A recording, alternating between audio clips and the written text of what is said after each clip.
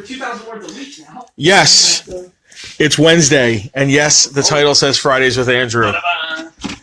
We like to shake things up here. Speaking of shake things up, I'm going to make some coffee. At Farpoint Toys and Collectibles, we live on the edge. We don't believe in the we go over the edge. establishment. We are the edge. Yeah, we take I the don't even know what I'm limits saying. and we push it. As far as we can. Take it to the limit. Oh God, now we're singing. Yeah. Listen, just let me make coffee because I need some coffee. Yeah. So. Because you're too busy living on the edge. You're living on the edge. Wait, you started the live video just so you can make coffee? Yeah. Yeah. Hey guys, Just making on the coffee. edge, partner. Just On finished. On the edge of coffee. Where's my coffee mug? It's I inside. don't even know. I'm gonna give Penelope this thing so she can start talking with Andrew, and I'll be over. I forget which one was the thing that switches it around. I think it's the camera. It's the top there. All right. Hi, everybody. Hey. Penelope here for a slightly belated Friday with Andrew. Yes. We're going to be talking about some of Andrew's favorite books Yeah, for I got- the week ending last week. Yes. And we're also going to shove in some crankies if we can. It's the black Some cranky of, bag of mystery. Some of Andrew's favorite books Yeah, from 2017. 2017. So let's just get right to it. I'm going to switch the camera All around. right, great. So starting off, we have continuing DC domination, or whatever I call that. You got the flash on. So they can see my pretty face. I don't know how to turn it off. There you go. Okay, there you go. Continuing DC domination, Wonder Woman and Conan #5. The penultimate issue of the the 6-issue crossover series. How many weeks for DC is this? All of them. How many? Every single Friday. Seven. Andrew. 7. Yeah, so 7 weeks straight. They're hitting it. Anyway, so Wonder Woman Conan. The story is an amnesia-ridden. Wonder Woman is transported to Conan times. I'm not exactly sure. Whatever. The Hyborian Age. Hyborian. I'm not a big Conan fan. Oh, I bought fired. this for Gil Simone. Fired. He's fired. No, he's not fired. He's not like There you go. You can't say that every time he I Honestly, say it all the Wait, time. No, because I'm actually- because that loses its power if we just use it all the Honestly, time. I've been counting them. I'm 5 fireds in. That's it. Penelope has fired me 5 times. I think it's more than that. Is it? Have I missed some? I don't Maybe, know. maybe. 5 at least I can name. Anyway, all right. So Wonder Woman Conan. So she doesn't know who she is. Conan mistakes her for a tribal Amazonian girl of the Hyborian Age from Which childhood. makes sense. Yeah. Yeah. She's not convinced that she's that person because it's one of those like comic book amnesias of she forgot who she is, but she Yeah. conveniently knows enough about herself Yeah. to know she's not who he says Yeah. she is. Yeah. And they have like an unlikely sort of bond ship because he's convinced she's this girl and wants to bond with her. She knows she's not, whatever. Wants to bond with her. Yeah, is that like a Ponfar kind of thing? A little bit. Okay. He's open to it, but he respects her agency. He's open to it. Well, look, he said he thinks she's attractive. Okay. He just doesn't. I just can't imagine Conan being like, I'm open to a relationship with you. Well, no, but you know what I mean. The Hyborian Age is some nasty characters. Yeah. Conan's not one This of is them. a newer, softer Hyborian Age. Yeah, well, softer. Well, okay, A newer, more understanding he still Hyborian lobs Age. people's heads off. Sure. Yeah. Anyway. But he does it with their He doesn't consent. trigger anybody when he's doing Oh it. my god. Anyway, the reason Wonder Woman was transported, we have found out because again, 5 issues in, they have been made the pawns of these like crow goddesses called the Corvidae or Corvidae. There they are. Who have basically been betting and competing since the dawn of hold on, existence. They're very handsy. I think there's like a Lannister thing going on. Wow, there. I like that. But they also like compete and hate each other. It's Okay, weird. Sisters. Anyway, yeah, there they are. So Wonder Woman and Conan have refused to fight, and blah blah blah. Hijinks exists. The reason this issue is the best one of the 5 of the 6 that have come out so far because there's been enough setup and enough build up and everything else that we can finally get into like what I love about these absurd crossovers, which is the exchange of ideas, the exchange of what makes Wonder Woman against what makes Conan. And that happens in like sort of a night campfire scene of Wonder Woman saying that there's something, again, she doesn't 100% remember who she is yet. She's like 99% there at that scene. But she knows empirically what she is against is war, and she believes humanity has the ability to bypass war. And Conan goes, "You crazy." Do they sing C-A-M-P-F-I-R-E-S-O and song? C-A-M-P-F-I-R-E-S-O song. No, they say Crumb Campfire song. But yeah, there's just like a really good contrasting of what makes both these two characters great. And there's a cool fight scene, which is always nice, but there's the perfect balance of emotion and action. Let's put it that way, without getting into too many spoiler territories. Nice, I like that. Yeah, and Frank and Justin kind of say that there's like a little bit of a flaw with bringing up later issues as my recommendation. Well, no, because Frank's like saying he doesn't want to jump in at number 5. You don't want to come in the middle of the Right, story. you know what? Yeah, You're it's making people aware of a good story, and Yeah. the trade is always going to be available. And it's your in book like of 2 the to 3 week. months. 2 Yes. or 4 months. And these are your books of the And week. people can let us So know now Exactly. if they want to get that trade. If they want to get I would recommend it. It was slow at some paces. This has been a fantastic issue. I don't know what's going to happen with 6. There's a really cool cliffhanger that I don't want to talk about. okay. Conan.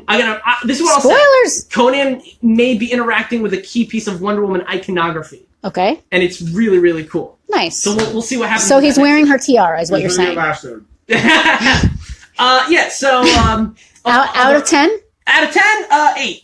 Okay, 8 out of 10. Very, very strong. Gail Simone, as a Aaron, I can never say his last name. Rezti does some really great art. It's kind of evocative of George Perez's stuff, which is one of the great eras of Wonder Woman. And Gail Simone always puts in a very strong script, and this was the strongest of the 6. So that brings us to, from DC Comics to Image Comics, Mage, the Hero Denied. Number 5, considered by many to be one of the greatest comic series of all time, is finally continuing after a 20-year hiatus. Wow. Because basically this is the 3rd volume. Okay. There was like Mage, which was the Hero Reborn, and then there was Mage, the Hero Discovered, and then this is Mage, the Hero Denied. Does this have anything to do with Mage the Ascension, the old RPG? It might. Okay. I'm curious. Is that I need a to look into baseball that. bat? I Somebody don't dig think into so. that, and then Yeah, tell us in the comments. Essentially, the storyline is the battle of good and evil is perpetually long and happens throughout time. Okay. And every so often, good will pick reincarnated vessels of key iconic figures. Okay. So characters like Sun Wukong from Chinese mythology, Hercules, the Coyote from Native American mythology, and Arthur Pendragon of Arthurian lore. Of course. Kevin Matchstick is the latest reincarnation of the Arthur persona. Okay. And he's doing his latest in the ongoing fight against good and evil. His specific heroic mission is to find and protect the Fisher King from the Umbra Sprite. That's just the general Mage thing. Okay. Issue number 5 has a sort of middle-aged Kevin. People who don't know, the Mage books are semi-autobiographical of Matt Wagner's life. Like, Kevin Matchstick was kind of a Mary Sue self-insert, but, like, intentional. Like he was... It's weird. He did this, like I said, semi-autobiographical to the point where he was kind of, like, using fiction to talk about his actual feelings and actual, like, growing up. So now he's a middle-aged father, and so he decided to do the 3rd chapter about Kevin being a middle-aged father. All right. And kind of hiding from the forces of evil and kind of denying his destiny that he didn't mind for, 2 other volumes because, now he's a father. Very good issue. It continues the ongoing storyline of this 3rd volume of the series. It's, Wagner's art is always on point. The colors are really good. They're actually done by his son, who grew up to be a colorist. Nice. Kevin That's Wagner. cool. Brendan Wagner.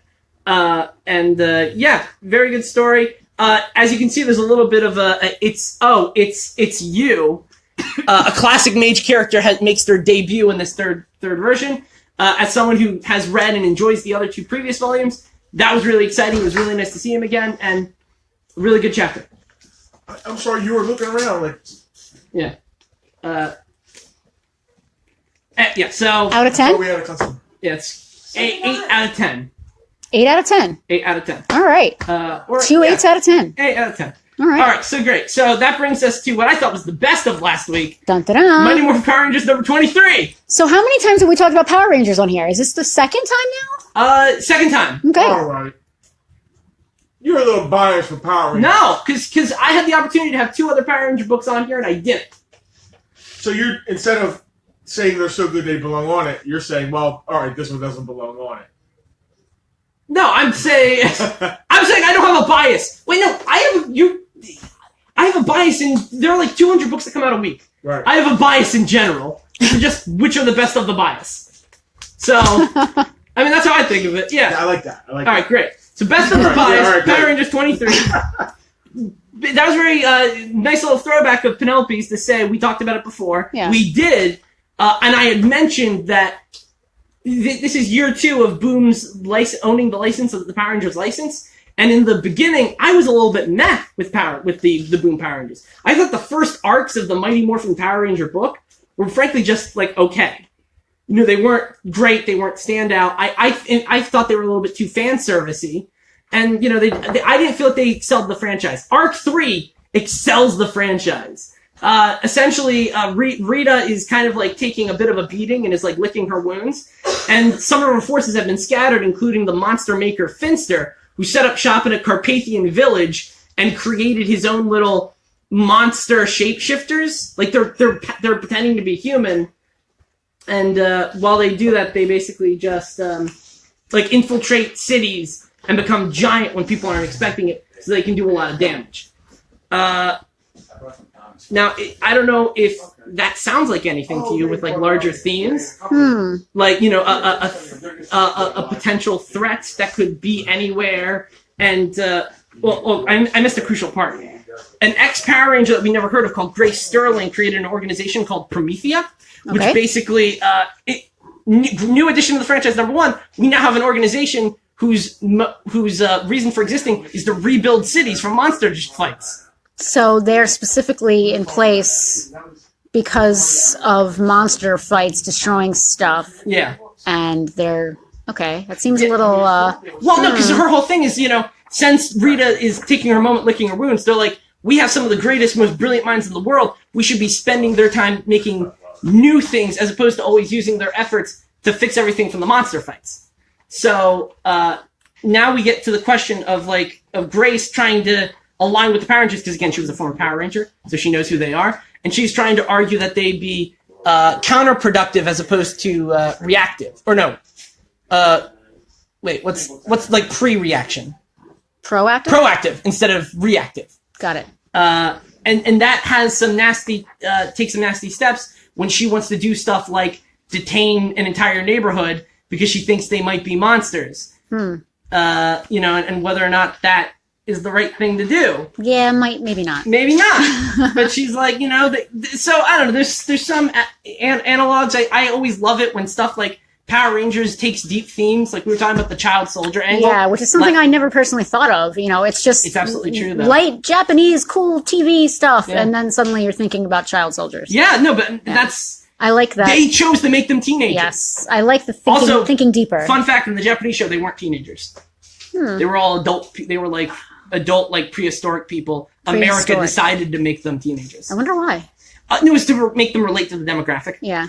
But no, again, that's the out of world reason. But what's the universe? What's the actual reason? Yeah. Also, so in addition to all that heavy stuff, there's my new favorite Power Ranger monster ever, Sheeple. He is a giant sheep man. Let me get a zoom in. Oh, okay. Giant sheep man with an Illuminati symbol who shoots out his wool into 4-legged monster sheep. That is ridiculous. And here's the thing: he and all of his minions shout out conspiracy theories.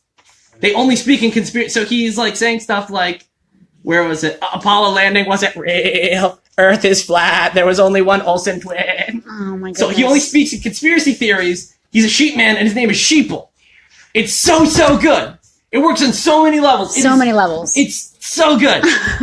It's so good, you guys. Sheeple. All right. Sheeple 2020. So this is the first issue that Sheeple's been in. And the last issue, because they destroy him.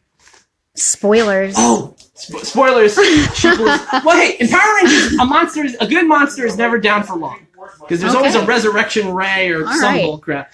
I give it 9 out of 10. 9 out of 10. The art is... I didn't even talk about the art. Yeah. Jonas... Oh, let me get... Well, you saw Sheeple. Yeah. He's fantastic. Nice. I don't know if that's the word I would use, but Jonas okay. Sheriff True Sheeple. It's perfect. What more do you want? Great art.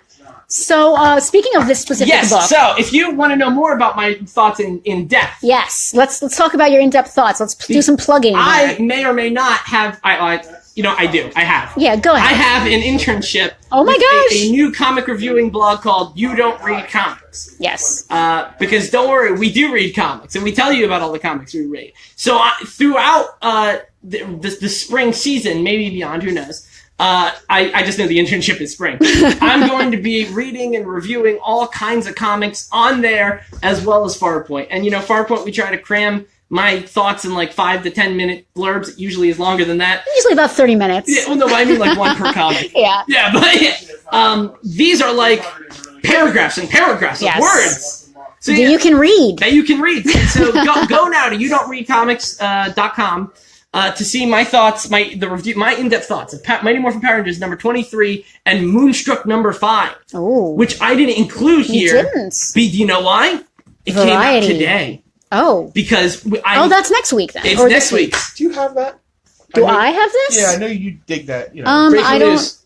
I don't have these specific items. No. just wondering if you'd be into it. 'Cause, personally. Nah, not Forgotten Realms. If they were Dragonlance. Okay. Thanks. All right, Breaking news. Breaking news. You want more breaking news? The Bag of Mystery. Okay, so Bag of Mystery. we are going to talk about some of Andrew's favorites of 2017. My submission for is it the Grimbald Crankies? The Grimbald Crank Awards. Yeah, Yes. the Grimbald Crank. So we're gonna continue that straight away with best one shot. Best one shot. So one and done. One and done, getting one thing. It's not an original graphic novel. It's not a miniseries. It's one floppy comic, and it's an old friend, Claus. And Crisis in Xmasville. Nice. I remember this. Yes, you do. This was on our first ever Fridays with Andrew, I believe. It was indeed. This and a few Christmas anthologies. It was a very Christmassy episode. It was, in fact. So beautiful art by Dan Mo. I'm not going to go on it too long. Yeah, because we talked about it not that long You ago. can just rewatch an old episode. Yep. Third installment of Grant Morrison's Klaus or Claus series, incorporating various aspects of the Santa Claus mythos into a superhero vein. Beautiful art by Dan Mora. Interesting, like little Santa trivia and like subversions of Santa Claus related culture, and a great story about imagination, childhood, and Christmas spirit. And best one shot of 2017, says Andrew. Best one shot of 2017. All right. Now, some people might say Love is Love should have gotten best one shot. Oh, why didn't it? Because it came out December of 2016, and therefore I think it's a 2016 book. Which makes sense because it is. Yeah, exactly. So if that came out a month later or something, it would have beaten Claus. So it's the wrong year. It's fine. Yeah, if it came out in 2016, then you don't need to talk about it. I consider it. But you gave it a shout out, which is just as good. Well, no, because that's getting on a lot of people's lists, and I feel like, guys, where were you a year ago? Yeah, but that's just me. Next, let's do best covers. Best covers? Best covers of 2017. Okay. You know, how do you tell one story with one image? How do you sell people to get this book? I like it. I like it. Great. And I am cheating a little bit. Cheating? Because I Cheating? didn't get the singles of this issue. I bought it in trade. Okay. But it's Black by Black Mask Comics. Black is an independent story. The essential idea of it is, what if there was a world where there were secret superheroes, but only black people got superpowers? Okay. And, you know, it's a very socio-political work. It's a very satirical, very political book. So if that's something that people might not like, they should stay away from this stuff. And also, I will say a little bit of a warning. Some of these images might be, like, graphic or insulting to some people, but I think it's all kind of satire, and it's all kind of good satire. It's part of the story. Yeah, so here you go. So here we go. So there's chapter 4. So this is your favorite cover of the year? No, these 3. So it's 4 through 6 Got it. of Black. So here we have, like, this is issue number 4's cover. As you can see, it's a Trumpy Donkey Kong, a judge throwing hammers, and we got some kid in a hoodie trying to avoid it all. Oh, geez. Klansmen police. Then we go to number 5. There's a guy, a black fellow behind bars, which is the American flag. And I gotta find 6, and I am not. But yeah, it's all. I think these covers are strikingly beautiful. They are by Kari Randolph, who was actually a formative artist from my childhood because he did the best art on the Chaotic trading card game cards, which is an underrated card game. This is just a bit of a triumph. Wow. And cover. again, the guy in the red hoodie. Yeah. Yeah. Well, that's the main character. I think his name's X. I forget when he goes with a code name. But yeah, well, again, really the best cover is beside the story, even though the cover is very important to the story. I just think they're very striking images. I think they're very beautiful. I think they totally fit with what the comic is doing, and I think that it's a striking fit, first thing to see, to attract an incoming customer. So, Black, Kari Randolph for best covers. Cool. 2017. Now, Nice. All right. So we still got a little bit of time. I think so. I don't have a clock, but I think we're probably pretty good. Yeah, so great. So I'm going to go with best surprise. Best surprise. Best surprise. All right. Now describe what you mean by surprise. What I mean by surprise is something that totally shocked me, surprised me, and gave me an incredibly great experience that I didn't thought I wanted or needed. Okay. And there was a few things for that. Rocco's Modern Life. Rocco's Modern Knife is a completely different thing. Rocco's Modern Life #1 actually almost made it for Best Surprise. Oh. But then I thought about my whole 2017, and I realized only one thing could get Best Surprise. Okay, lay it on me. I can't wait. DC's Looney Tune DC comic crossovers. So, Okay, what? before I lose you, Yeah. this was I'm already lost. You gotta wheel me back in. A series of 6 one-shots crossing over a DC character with a Looney Tune So this is character. Yosemite Sam and Jonah Hex. And Jonah Martian Manhunter and Marvin the Martian. Okay. Batman and Elmer Fudd. And my favorite, You lost me with this one. Wonder Woman and the Tasmanian Devil. I bought these. That one almost makes sense. I bought these as a gag. Yeah. I bought these as a why the heck not? Yeah. I bought these as a goof. Because you love DC. I love DC, and there are 2 others that I didn't include because I thought to include the best because I've been doing like 4 issues per entry, and I thought to do like the best of the best. Yeah. But the other 2 were Yosemite Sam Roadrunner Lobo, and Bugs Bunny and the Legion of Superheroes, which I believe were the 2 weakest. Wow. These 4 are great. So yeah, I was expecting a joke, whatever. I wasn't expecting actually good comics, and that's what I got. Yosemite Sam had a great classic Western about a gold mine that Yosemite Sam has and employs Jonah Hex to protect. Now, is he, like, short So the idea in the comic? is... Oh, I hate those gold robbers. Yeah, exactly, right? No, so actually, Yosemite Sam and Jonah Hex have great chemistry. The idea is that there's one story taking the Looney Tune character and putting it in the DC universe. Okay. So like a serious story with like look, that's DC Yosemite Sam. Okay, so he's a normal guy. He's like a realistic looking guy. Right. And then there's a backup issue that's all cartoony and funny. Oh, that's cute. So okay. you're getting it both ways. And in all 4 of these one shots, I wasn't gonna go there. anyway, in all of these, you have a great series story and a great funny story. Batman and Elmer Fudd had a very, I can't believe I'm saying this. Yeah. Had a very noir. This sounds like some bad fan fiction It's right like now. Sin City. Imagine Elmer Fudd in the middle of Sin City. I couldn't read it without hearing Elmer Fudd's voice. He talks like it, but you take it seriously. he is staring Bruce Wayne with a barrel with a list, and because of everything Tom King does in the beginning of the comic, it's earned and it's serious, and I don't know why. I really want to lend these to you, Justin. They were the one that actually took me by the most by surprise was Wonder Woman Tasmanian Devil, which tells this amazing story of Wonder Woman having a history with the Tasmanian Devil. What sort of history? Man, Justin, you are on it today. Is it what? Yeah, I'm a little curious. She has to What is this comic rated? Is this rated G? Shape of Tasmania.